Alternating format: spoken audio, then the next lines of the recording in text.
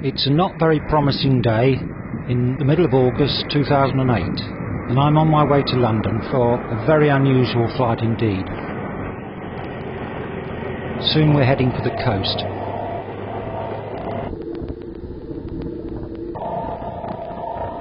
Very quickly we're on Brunel's sea wall,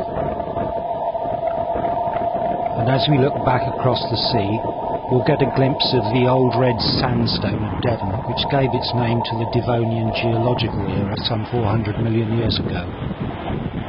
But let's take another look at the same scene 160 years ago. It was Brunel's great experiment with an atmospheric railway using vacuum and air pressure in a pipe between the tracks. Unfortunately, the idea didn't work, even though it enabled the system to run with no locomotive, only a brakeman with control over the air piston. The materials were just not available in his day. The leather and tallow were prone to freeze, and it even attracted rats. Well, here we can see Brunel's famous 7-foot broad gauge with the vacuum pipe down the middle of it, reconstructed. Very soon we're skimming along the ex-estuary, heading away from the sea towards Exeter. This is a landscape much loved of bird watchers.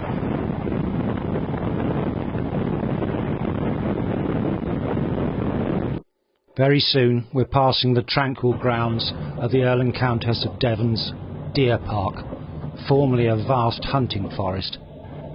His ancestors came over with the Conqueror, and to this day the eldest son generally serves in the armed forces. However, Britain's aristocrats are not always rich in cash, though they're rich in land. So these days the Earl has to make the most of renting out the castle for weddings and conferences. A few miles further on and we're streaking along the M5 motorway. It always gives me a sense of childish satisfaction to overtake the cars in a train.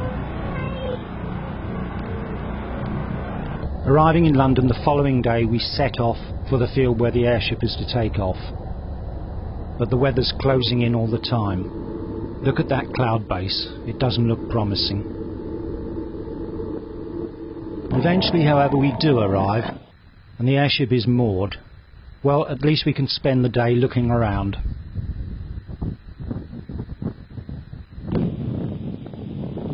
That's the helium gas for topping up. And now we take a look at the imposing bulk of this enormous ship.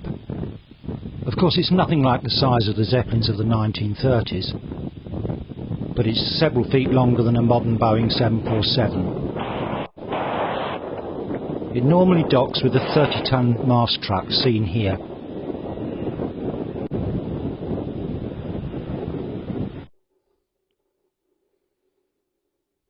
Damyns Hall is a private flying club, and with nothing to do, it's one of those moments where everybody starts photographing everybody else, taking photographs. Unfortunately, the airship's emblazoned with the sales material of a Belgian beer company. It does rather ruin the lines, I think. And there's the mooring mast. Taking in the length of the hull, we get a glimpse of the really quite small engines that are quite sufficient to drive this machine at anything up to 60 miles an hour. The next day the weather's looking better. We retrace our steps, going under the Thames in the new Dartford Tunnel.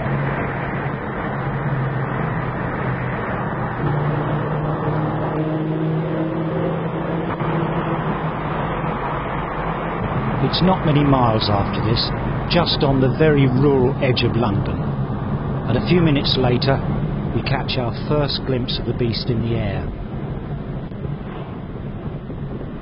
Arriving just ahead of it at Damyns Hall Airfield, we get a chance to look at the tiny little stunt planes, and then a few minutes later the airship hoves into view.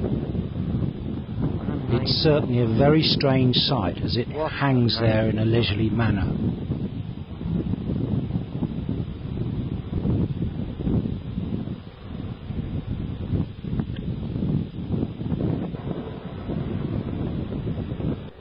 At very low speed the captain is manoeuvring the ship. This is a difference with the Zeppelins of the 30s. This machine has vectored thrust propellers and a strange arrangement at the back with a small side thruster.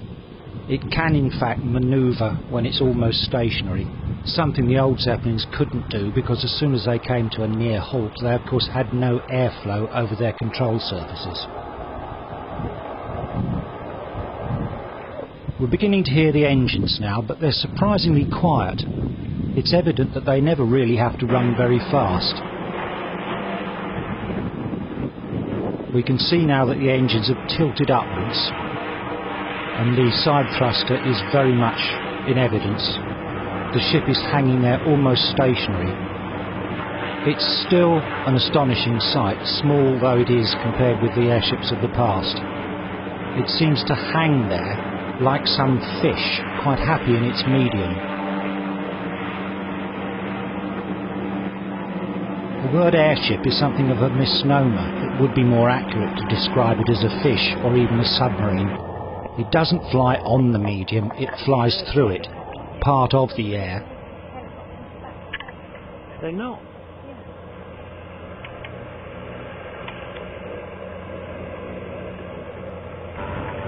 It's moving out no more than 3 or 4 miles an hour, and then it comes into land, gently bringing its tail wheel down.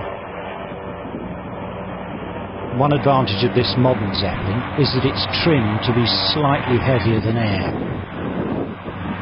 That means the engines have only got to apply a small amount of thrust and off it goes.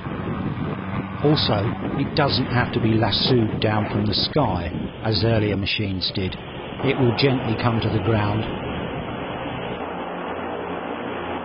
Well, we've been waiting and now here we are, sitting in the airship, looking out at the massive enigmatic shadow that it casts across the airfield. Very soon the engines tilt upwards and we're off. There's really no sensation of takeoff, no surge of power as you'd find with a jet aircraft. The droning just increases a little and you look down and suddenly the ground is dropping away. The rate of climb is surprisingly fast. Very soon we reach 1,000 feet. This is another thing the ship has in common with earlier Zeppelins. It doesn't fly very high. It's been found by long experience that 300 metres, 1,000 feet or so, is absolutely ideal to take in the sight of the ground. It's when the ground seems most attractive. You can spy on people's back gardens, you can see cars moving, you can look at individual gardens. But very soon, the captain talks to us. When we are at 300 feet, you can unfasten your seatbelt, you can walk around. But due to the thermal activity, the ship may move a little bit. So if it rolls or if the nose goes up or down, don't get nervous, it's normal. If you walk around and the ship is moving and if you don't feel comfortable, hold on to the seat or to the rail up here. Please don't touch the windows, you know, get all the fingerprints on. Pictures. Regarding pictures, we got the window open at the aft door and the window open here at the front door. So you can use the windows as well for your air shot, so you don't have the plastic windows in front of your camera.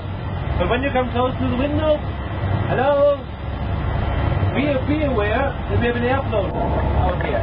So hold on tight to your cameras and to your glasses. Very soon we're just getting to the edge of London. There's still many open fields, but there's also big housing estates. This is the very far east of London and we can see the Thames as it trickles out to sea in its slow, wide estuary.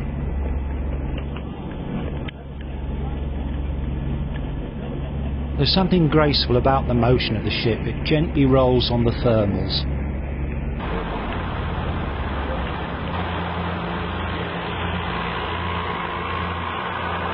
The inside isn't luxurious, but it's considerably more comfortable than a modern charter jet. There's plenty of room, and one is encouraged to get up and walk about. It's a little bit like a country bus in some ways, albeit a rather luxurious one. We can see the 2 drivers at the front. Now we see the Thames as it winds its way out of London eastwards towards the North Sea.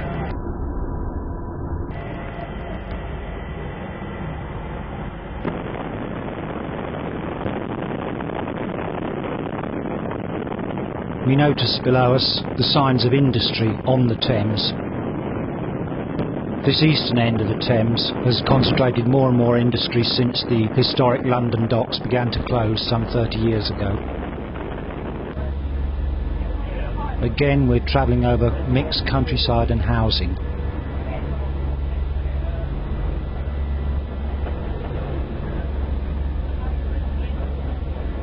London can seem a very grimy and busy place when you're standing there in it or trying to drive through it, but seen from the air, one is struck by what a green city it is. There are open spaces everywhere.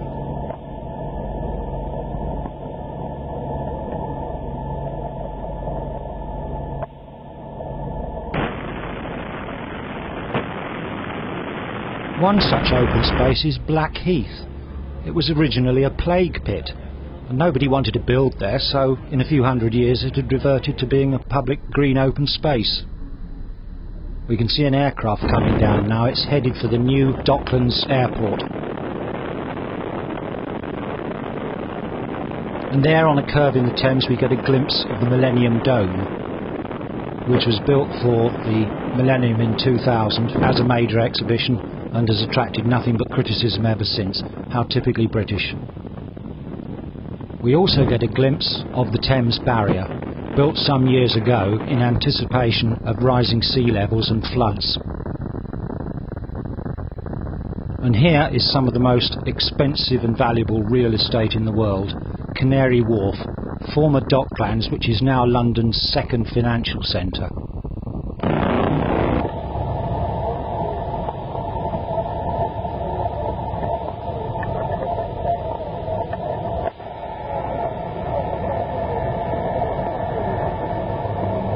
Again, the notorious Millennium Dome,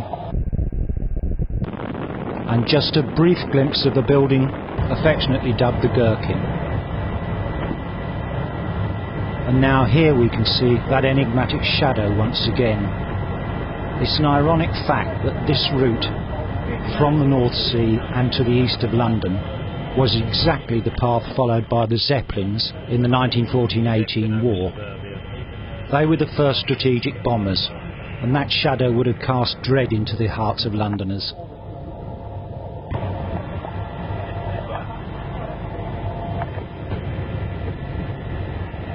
Once again the Thames Barrier, and another aircraft taking off from London City Airport in the Docklands. We're moving faster now. We've crossed the Thames again, and our half-hour flight is going to be over very soon. The captain's briefing us on landing. We have one right next to you, but we just can do it when we are sure that you're all close together. So, we hope you enjoyed the flight. If you did not, please recommend us to the family, friends, The aerodrome comes in sight and the ship begins to manoeuvre. We can see the mooring truck far below us.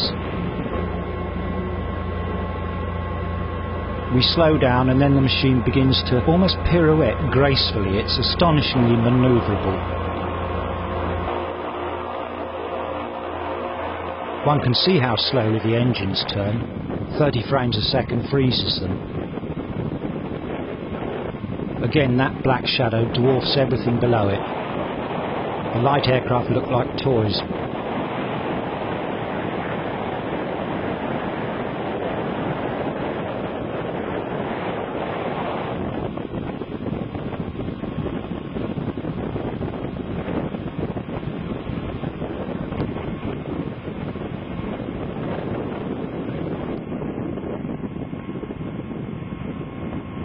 And very soon we're nearing the ground. It's a very, very gentle landing. But the ship is soon off again, and here we are, having been shepherded off, waving goodbye to the next group of passengers.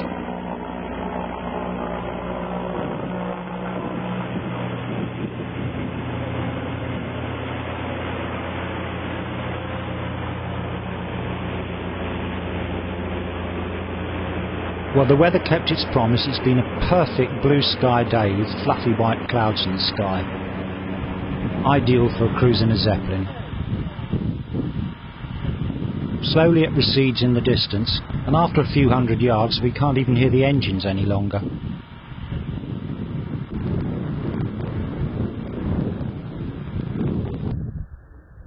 Now it's just a tiny dot, and we've got our memories of a memorable flight.